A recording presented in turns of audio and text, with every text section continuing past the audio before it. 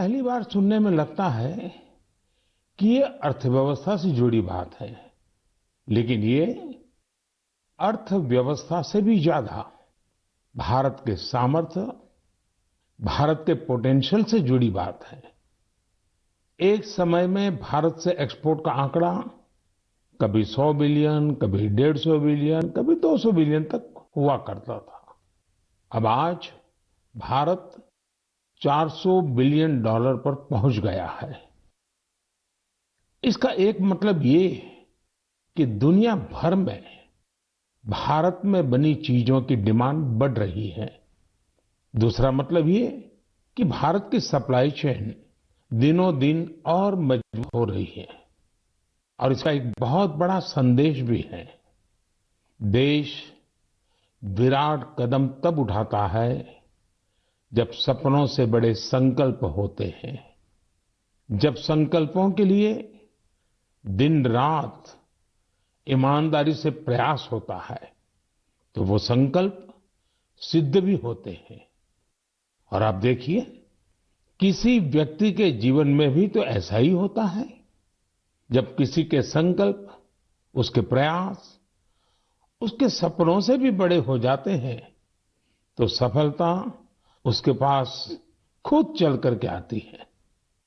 साथियों, देश के कोने कोने से नए नए प्रोडक्ट जब विदेश जा रहे हैं, असम के हैलाकांडी के लेदर प्रोडक्ट हो या उस्मानाबाद के हैंडलूम प्रोडक्ट, बीजापुर की फल सब्जियां हो और चंदौली का ब्लैक राइस, सबका एक्सपोर्ट बढ़ रहा है। अब आपको लद्दाख की विश्व प्रसिद्ध एप्रिकॉट दुबई में भी मिलेगी और सऊदी अरब में तमिलनाडु से भेजे गए केले मिलेंगे।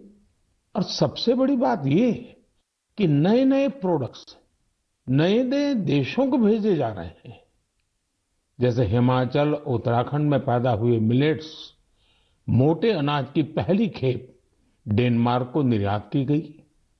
आंध्र प्रदेश के कृष्णा और चित्तूर जिले के बंगनपल्ली और सुवर्णरेखा आम दक्षिण कोरिया को निर्यात किए गए। त्रिपुरा से ताजा कटहल हवाई रास्ते से लंदन निर्यात किए गए। और तो और, पहली बार नागालैंड की राजा मिर्च को लंदन भेजा गया। इसी तरह भालिया गेहूं की पहली खेप गुजरात से केन्या और श्रीलंका निर्यात की गई। यानी अब आप दूसरे देशों में जाएंगे तो मेड इन इंडिया प्रोडक्ट्स पहले की तुलना में कहीं ज्यादा नजर आएंगे। साथियों, यह लिस्ट बहुत लंबी है और जितनी लंबी ये लिस्ट है, उतनी ही बड़ी मेक इन इंडिया की ताकत है, उतना ही विराट भारत का सामर्थ्य है। और सामर्थ्य का आधार है हमारे किसान, हमारे कारीगर, हमारे बुनकर, हमारे इंजीनियर, हमारे लघु उद्यमी, हमारा एमएसएमई सेक्टर, ढेर सारे अलग अलग प्रोफेशन के लोग, ये सब इसकी सच्ची ताकत है। इनकी मेहनत से ही 400 बिलियन डॉलर के एक्सपोर्ट का लक्ष्य प्राप्त हो सका है। और मुझे खुशी है कि भारत के लोगों का ये सामर्थ्य अब दुनिया के कोने कोने में नए बाजारों में पहुंच रहा है।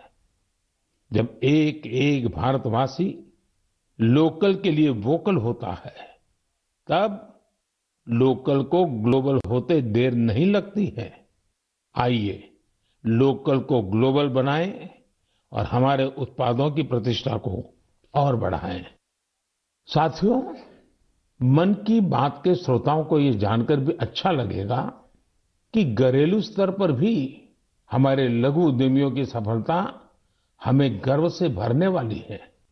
आज हमारे लघु उद्यमी सरकारी खरीद में गवर्नमेंट ई मार्केट प्लेस यानी जेम के माध्यम से बड़ी भागीदारी निभा रहे हैं। टेक्नोलॉजी के माध्यम से बहुत ही ट्रांसपेरेंट व्यवस्था विकसित की गई है। पिछले एक साल में जेम पोर्टल के जरिए सरकार ने 1 लाख करोड़ रुपए से ज्यादा की चीजें खरीदी हैं। देश के कोने कोने से करीब करीब 1.25 लाख लघु उद्यमियों, छोटे दुकानदारों ने अपना सामान सरकार को सीधे बेचा है। एक जमाना था जब बड़ी कंपनियां ही सरकार को सामान बेच पाती थी, लेकिन अब देश बदल रहा है, पुरानी व्यवस्थाएं भी बदल रही है। अब छोटे से छोटा दुकानदार भी जेम पोर्टल पर सरकार को अपना सामान बेच सकता है। यही तो नया भारत है। ये न केवल बड़े सपने देखता है, बल्कि उस लक्ष्य तक पहुंचने का साहस भी दिखाता है जहां पहले कोई नहीं पहुंचा है। इसी साहस के दम पर हम सभी भारतीय मिलकर आत्मनिर्भर भारत का सपना भी जरूर पूरा करेंगे। मेरे प्यारे देशवासियों, हाल ही में हुए पद्म सम्मान समारोह में आपने बाबा शिवानंद जी को जरूर देखा होगा। 126 साल के बुजुर्ग की फुर्ती देखकर मेरी तरह हर कोई हैरान हो गया होगा। और मैंने देखा, पलक झपकते ही वो नंदी मुद्रा में प्रणाम करने लगे। मैंने भी बाबा शिवानंद जी को झुककर बार बार प्रणाम किया। 126 वर्ष की आयु और बाबा शिवानंद की फिटनेस दोनों आज देश में चर्चा का विषय है। मैंने सोशल मीडिया पर कई लोगों का कमेंट देखा कि बाबा शिवानंद अपनी उम्र से 4 गुना कम आयु से भी ज्यादा फिट है। वाकई बाबा शिवानंद का जीवन हम सभी को प्रेरित करने वाला है। मैं उनकी दीर्घ आयु की कामना करता हूं। उनमें योग के प्रति एक पैशन है और वे बहुत हेल्दी लाइफस्टाइल जीते हैं। जीवेम शरदः शतम। हमारी संस्कृति में सबको 100 वर्ष के स्वस्थ जीवन की शुभकामनाएं दी जाती हैं। हम 7 अप्रैल को विश्व स्वास्थ्य दिवस मनाएंगे। आज पूरे विश्व में हेल्थ को लेकर भारतीय चिंतन, चाहे वो योग हो या आयुर्वेद, इसके प्रति रुझान बढ़ता जा रहा है। अभी आपने देखा होगा कि पिछले ही सप्ताह कतर में एक योग कार्यक्रम का आयोजन किया गया। इसमें 114 देशों के नागरिकों ने हिस्सा लेकर एक नया वर्ल्ड रिकॉर्ड बना दिया। इसी तरह से आयुष इंडस्ट्री का बाजार भी लगातार बड़ा हो रहा है। 6 साल पहले आयुर्वेद से जुड़ी दवाइयों का बाजार 22,000 करोड़ रुपए के आसपास का था। आज आयुष मैन्युफैक्चरिंग इंडस्ट्री 1,40,000 करोड़ रुपए के आसपास पहुंच रही है। यानी इस क्षेत्र में संभावनाएं लगातार बढ़ रही हैं। स्टार्टअप वर्ल्ड में भी आयुष आकर्षण का विषय बनता जा रहा है। साथियों, हेल्थ सेक्टर के दूसरे स्टार्टअप्स पर तो मैं पहले भी कई बार बात कर चुका हूं, लेकिन इस बार आयुष स्टार्टअप्स पर आपसे विशेष तौर पर बात करूंगा। एक स्टार्टअप है कपिवा। इसके नाम में ही इसका मतलब छिपा है। इसमें क का मतलब है कफ, पी का मतलब है पित्त और वा का मतलब है वात। यह स्टार्टअप हमारी परंपराओं के मुताबिक हेल्दी ईटिंग हैबिट्स पर आधारित है। एक और स्टार्टअप निरोग स्ट्रीट भी है। आयुर्वेद हेल्थ केयर इकोसिस्टम में एक अनूठा कंसेप्ट है। इसका टेक्नोलॉजी ड्रिवन प्लेटफॉर्म दुनिया भर के आयुर्वेदा डॉक्टर्स को सीधे लोगों से जोड़ता है। 50,000 से अधिक प्रैक्टिशनर्स इससे जुड़े हुए हैं। इसी तरह आत्रेय इनोवेशंस एक हेल्थ केयर टेक्नोलॉजी स्टार्टअप है जो होलिस्टिक वेलनेस के क्षेत्र में काम कर रहा है। इक्सोरियल ने न केवल अश्वगंधा के उपयोग को लेकर जागरूकता फैलाई है, बल्कि टॉप क्वालिटी प्रोडक्शन प्रोसेस पर भी बड़ी मात्रा में निवेश किया है।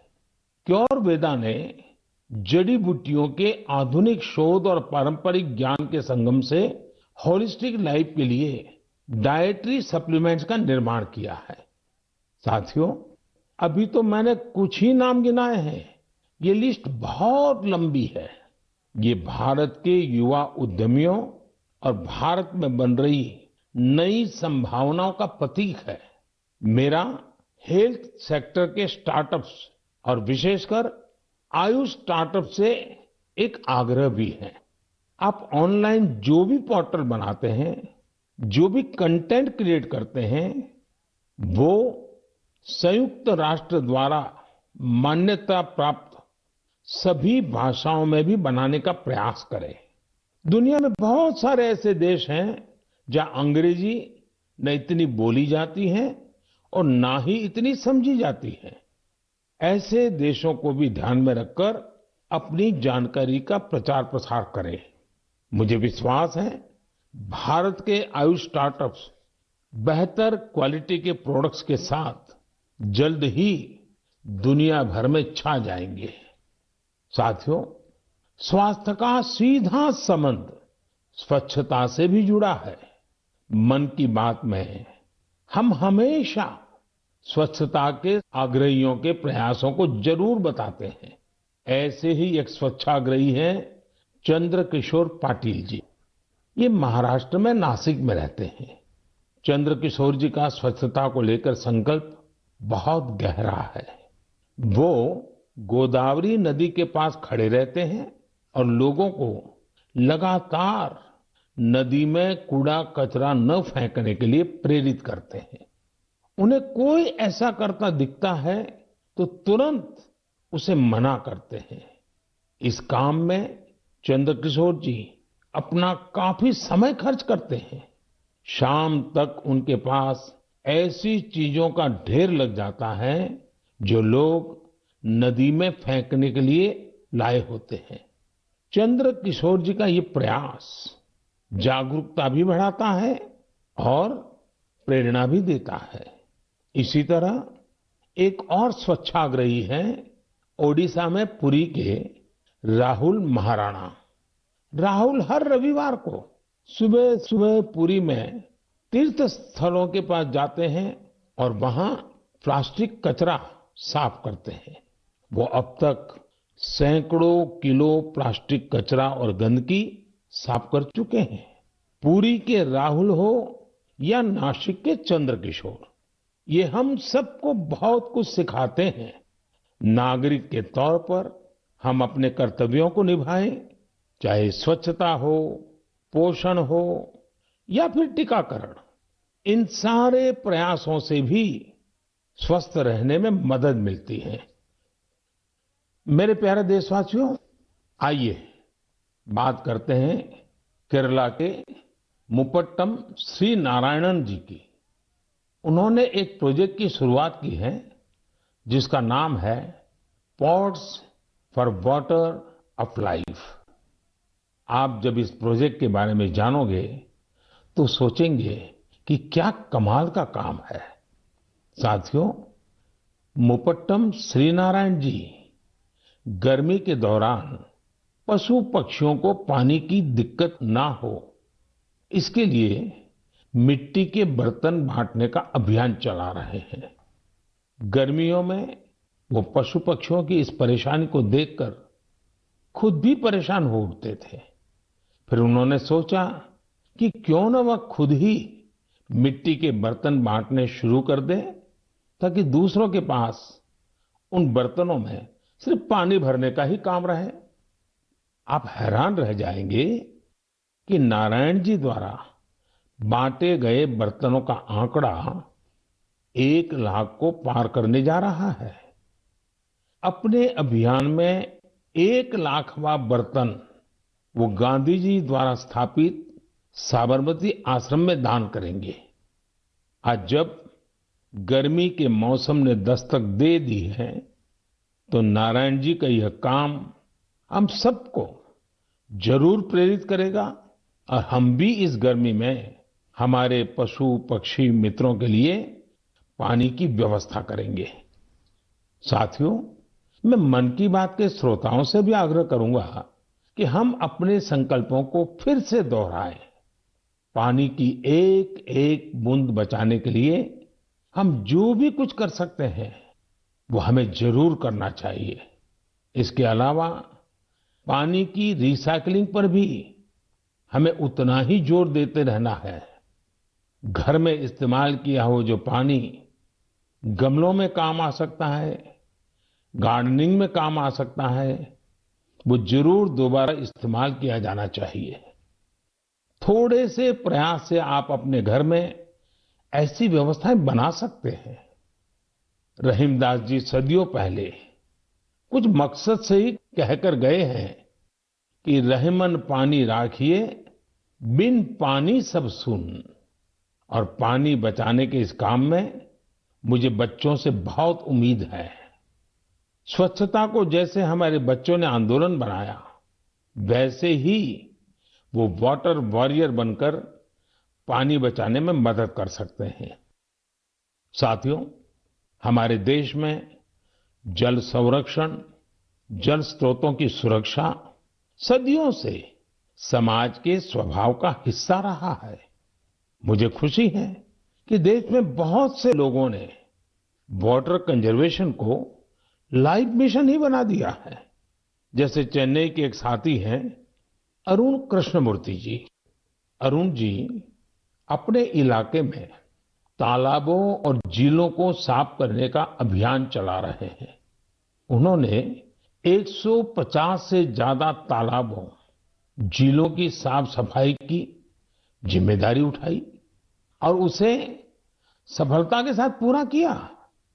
इसी तरह महाराष्ट्र के एक साथी रोहन काले हैं। रोहन पैसे से एक एचआर प्रोफेशनल है।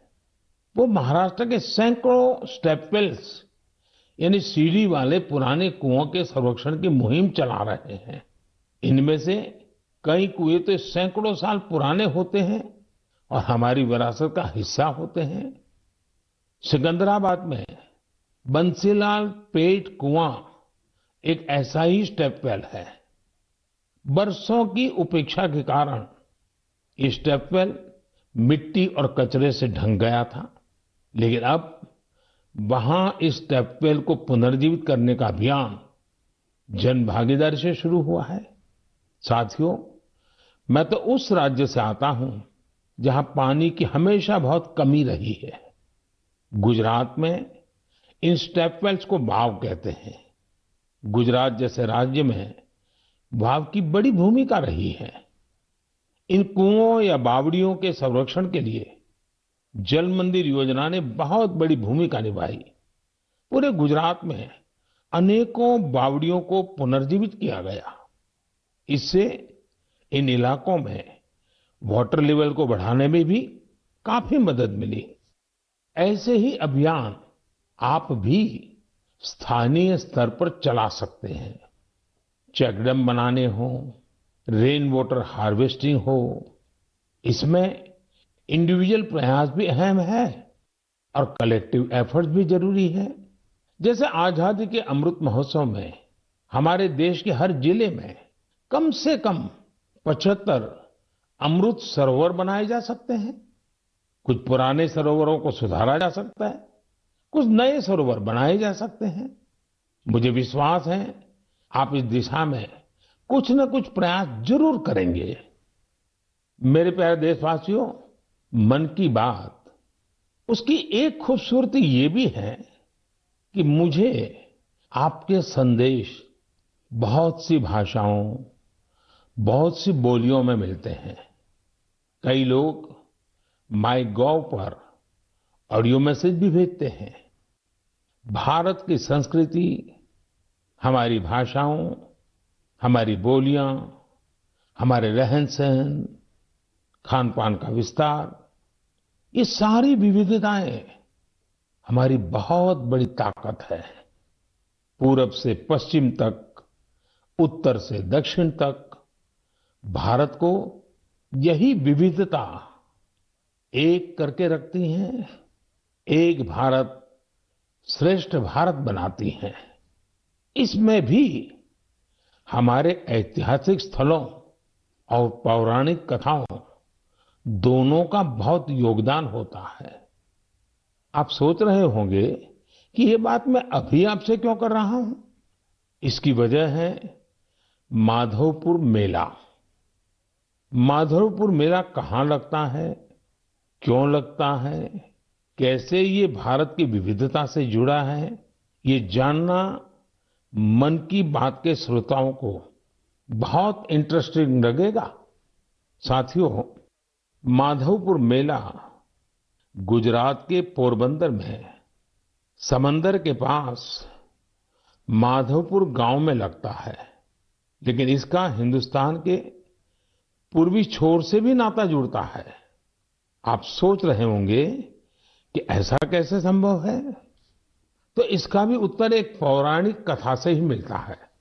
कहा जाता है कि हजारों वर्ष पूर्व भगवान श्री कृष्ण का विवाह नॉर्थ ईस्ट की राजकुमारी रुक्मिणी से हुआ था। ये विवाह पोरबंदर के माधवपुर में संपन्न हुआ था और उसी विवाह के प्रतीक के रूप में आज भी वहां माधवपुर मेला लगता है। ईस्ट और वेस्ट का ये गहरा नाता हमारी धरोहर है। समय के साथ अब लोगों के प्रयास से माधवपुर मेले में नई नई चीजें भी जुड़ रही हैं। हमारे यहाँ कन्या पक्ष को घराती कहा जाता है और इस मेले में अब नॉर्थ ईस्ट से बहुत से घराती भी आने लगे हैं।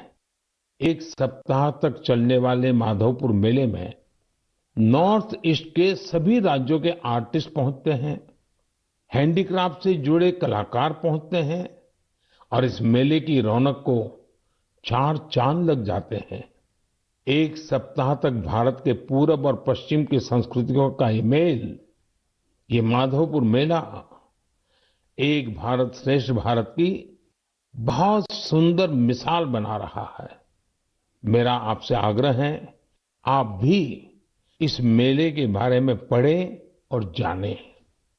मेरे प्यारे देशवासियों, देश में आजादी का अमृत महोत्सव अब जन भागीदारी की नई मिसाल बन रहा है। कुछ दिन पहले 23 मार्च को शहीद दिवस पर देश के अलग अलग कोने में अनेक समारोह हुए। देश ने अपनी आजादी के नायक नायिकाओं को याद किया, श्रद्धापूर्वक याद किया। इसी दिन मुझे कोलकाता के विक्टोरिया मेमोरियल में विप्लवी भारत गैलरी के लोकार्पण का भी अवसर मिला।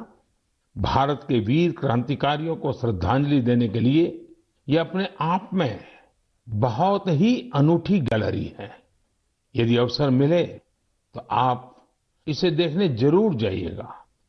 साथियों, अप्रैल के महीने में हम दो महान विभूतियों की जयंती भी मनाएंगे। इन दोनों ने ही भारतीय समाज पर अपना गहरा प्रभाव छोड़ा है।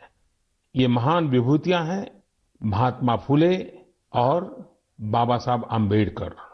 महात्मा फुले की जयंती 11 अप्रैल को है और बाबा साहब की जयंती हम 14 अप्रैल को मनाएंगे।